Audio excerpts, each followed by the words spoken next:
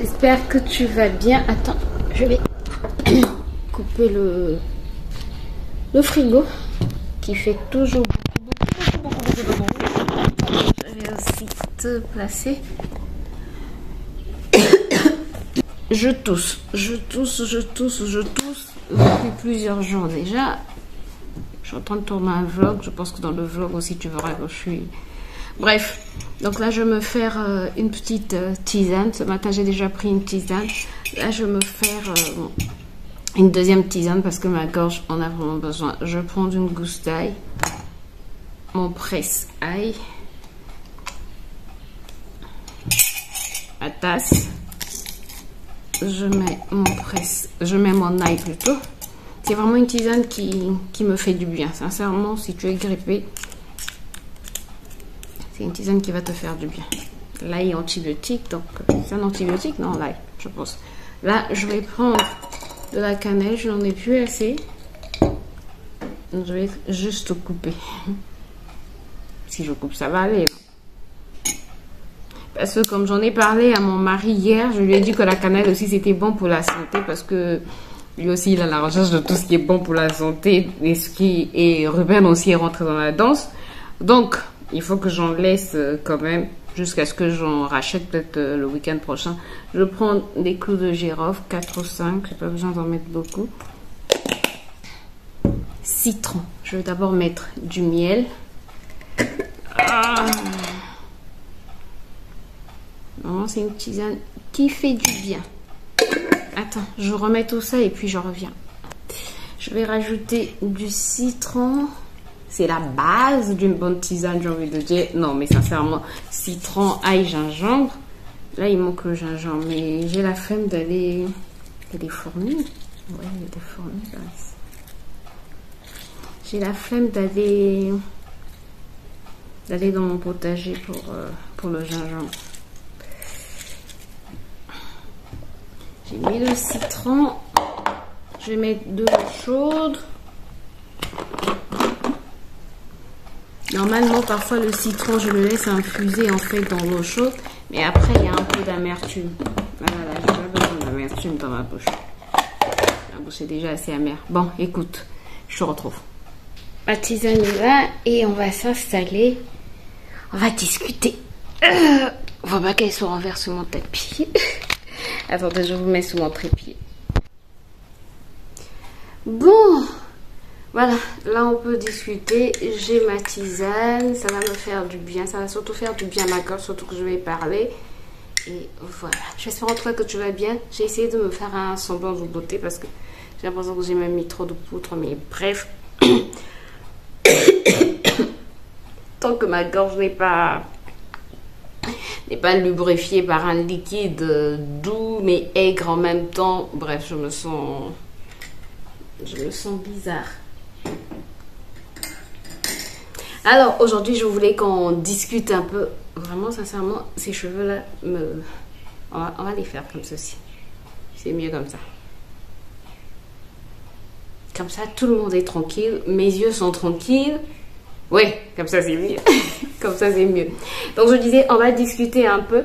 En fait, j'ai eu l'idée de cette vidéo parce que je sais, autour de moi, beaucoup de gens se posent la question, mais est-ce que moi j'ai un talent? Et je sais que plusieurs personnes se posent cette question de savoir, comment savoir que j'ai un talent? Comment reconnaître le talent qui est en moi? Et même, il y a des gens qui arrivent à dire, ben, je suis né pour accompagner les autres. Mais non, tu n'es pas né pour... Attends. Installons-nous. Sincèrement, installons-nous. C'est important qu'on puisse changer notre mentalité. C'est important qu'on puisse changer notre manière de voir les choses.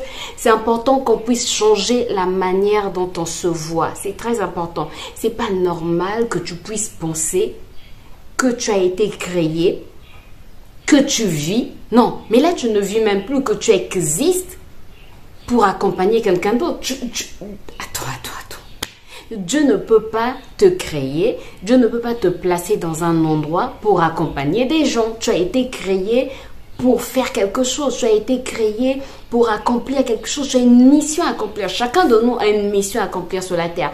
Personne n'est né juste comme ça en vain. Personne n'est né au hasard. Et quand je dis au hasard, même si ta grossesse a été non désirée, même si, parce que je sais qu'il y a des parents qui sont assez, je sais pas comment, mais qui arrivent à dire à leurs enfants que tu n'es pas désiré, que je ne t'avais pas désiré, il fallait que je t'avorte, bref. Même si c'est le cas, même si tu te sens rejeté, mais crois-moi, tu as été placé sur cette terre pour accomplir une mission.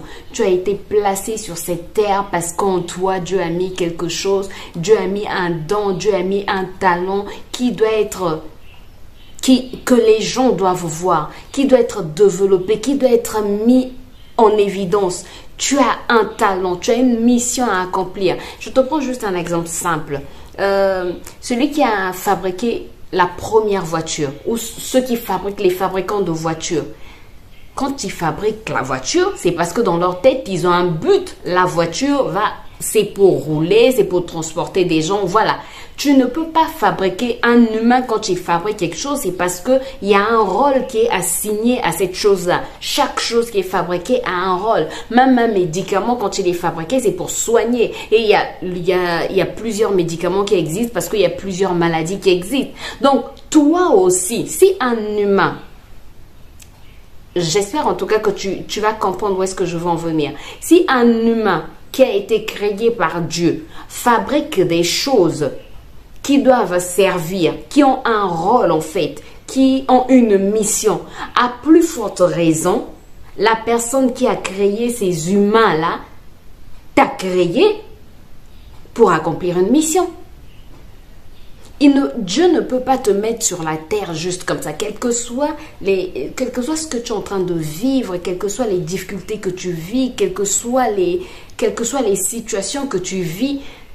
Tu as été créé pour accomplir une mission. Ce qui te reste à faire, en fait, c'est juste découvrir ce pourquoi tu as été créé. C'est ça, en fait, le plus important. Découvrir ce pourquoi tu as été créé et tu vas commencer à marcher dans le couloir de ta destinée. Tu sais, dès lors que tu es dans le couloir de ta destinée, même quand il y a des choses qui ne vont pas, tu es tellement confiant, je ne dis pas qu'il n'y aura pas des moments où tu te sentiras un peu faible, où tu te sentiras un peu démotivé. Mais quand tu marches dans ton couloir, tu sais que ce que tu es en train de faire, c'est ce pourquoi tu as été appelé, c'est ce pourquoi tu as été créé.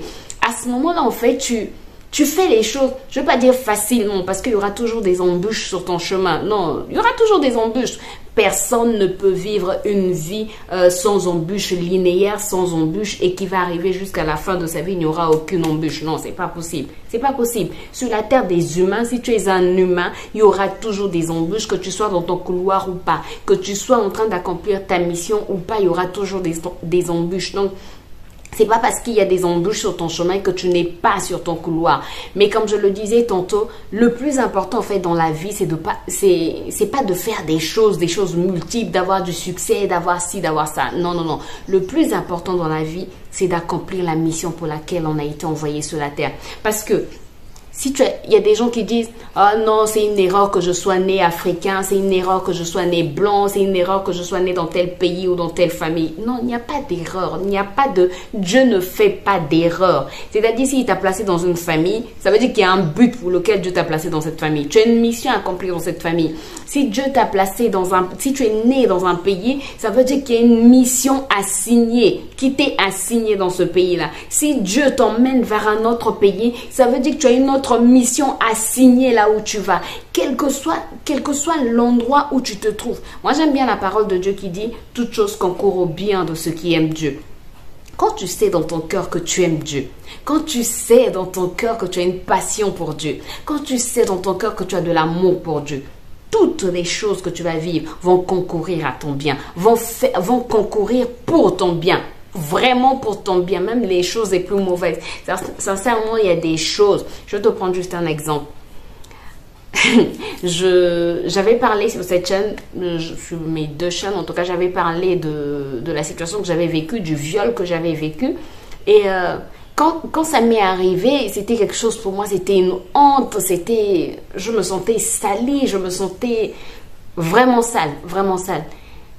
Mais aujourd'hui, au jour d'aujourd'hui, je peux te dire que les gens qui se confient à moi, qui ont subi la même chose, je dis waouh, waouh, waouh. J'arrive en fait, quand ces personnes-là me parlent, j'arrive en fait à leur dire, écoute, moi j'ai vécu la même chose, je pense que tu es en train de ressentir ceci, tu ressens cela. Et la personne va me dire, oui, exactement, c'est ce que je ressens, exactement. Si je n'étais pas passée par là, ben, je ne devais pas savoir, je ne devais pas arriver à... Je ne devais pas arriver à conseiller ces personnes-là, à dire à ces personnes-là, c'est vrai, ça fait mal, mais tu vas te relever. C'est vrai, ça fait mal, mais il faut que tu te relèves. Il faut que tu te relèves parce que le monde attend que tu puisses te révéler. Le monde n'attend pas que tu puisses t'apitoyer. C'est vrai, il y a un temps pour pleurer sur ça. Il y a un temps pour te dire, oh, mais c'est arrivé, mais bref, c'est vrai, ça peut arriver que tu te plaignes, que tu te dises comment ça m'est arrivé à moi, pourtant j'avais mis tous les garde-fous autour de moi. Mais après, il faut se relever. Après, il faut se dire, ok, c'est arrivé, le diable a voulu que ça arrive, il voulait m'anéantir, mais moi, je me relève et je me saisis de cette situation, de ce problème pour aider les autres, par exemple, pour me relever plus grandi, pour me relever plus mature. C'est comme ce que je disais dans un post. Dans chaque problème, il faut savoir tirer l'opportunité. Il y a toujours une opportunité qui se cache derrière toutes les difficultés qu'on vit. Il y a toujours une opportunité qui se cache derrière chaque difficulté, chaque situation qu'on vit. Donc, il faut voir en fait l'opportunité qui se cache derrière tout ce qu'on vit. Et il y a toujours un but. Et donc, pour revenir à ce que je voulais dire dans cette vidéo, je voulais dire à quelqu'un, tu n'es pas né pour accompagner quelqu'un d'autre. Tu n'es pas né pour... Tu n'es pas né pour accompagner ton frère, ta soeur, ton ami, celui qui réussit, celui que tu vois avoir du succès. Non, tu n'es pas né pour ça.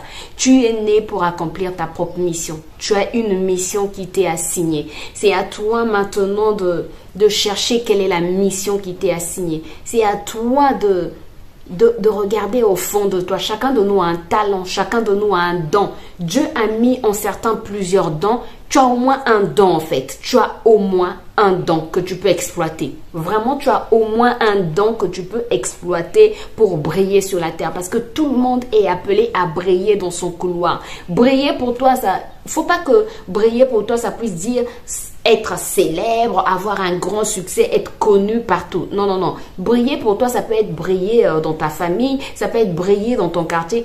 Ça dépend de la mission à laquelle Dieu t'a appelé. Ça dépend de la mission qui t'a été assignée dès le commencement, dès la création. Mais tout le monde est appelé à briller. Toutes les étoiles brillent, mais toutes les étoiles ne brillent pas de la même manière. Le soleil ne brille pas de la même manière que les autres étoiles. Voilà, toutes les étoiles ne vont pas briller de la même manière qu'il y a plusieurs voitures qui ont été fabriquées, mais toutes les voitures n'ont pas la même puissance. Mais pourtant, toutes les voitures roulent. Tous les humains sont appelés à briller, mais tous les humains ne sont pas appelés à briller de la même manière. Mais sache une chose, ne dis plus que tu es venu accompagner quelqu'un, ou ne dis plus que toi tu n'as pas de talent, ou ne dis plus que toi tu n'as pas de don, que toi tu es juste là parce que voilà, tu es né, ça a été un accident. Tu n'es pas un accident, tu n'es pas un hasard. Tu es né pour accomplir une mission, mais cherche la mission qui t'est assignée. Cherche au-dedans de toi. Parce que Dieu, quand il nous a créés, il a mis en chacun de nous un talent. Il a mis en chacun de nous... C'est comme si en fait on avait une carte mémoire à l'intérieur de nous sur laquelle était inscrit tout ce qu'on doit faire. Et en toi, il y a tout. Donc regarde bien à l'intérieur de toi. Fais une introspection. Si tu es chrétien, j'ai envie de dire, connecte-toi à Dieu si tu es chrétien. Si tu n'es pas chrétien, regarde à l'intérieur de toi. Il y a une mission qui t'est assignée. Tu as quelque chose à faire sur la terre. Tu as une mission à accomplir sur la terre. Tu as une destinée et tu dois marcher dans le couloir de ta destinée. Parfois, quand tu vas commencer sur le chemin de ta destinée, les gens ne vont pas te suivre.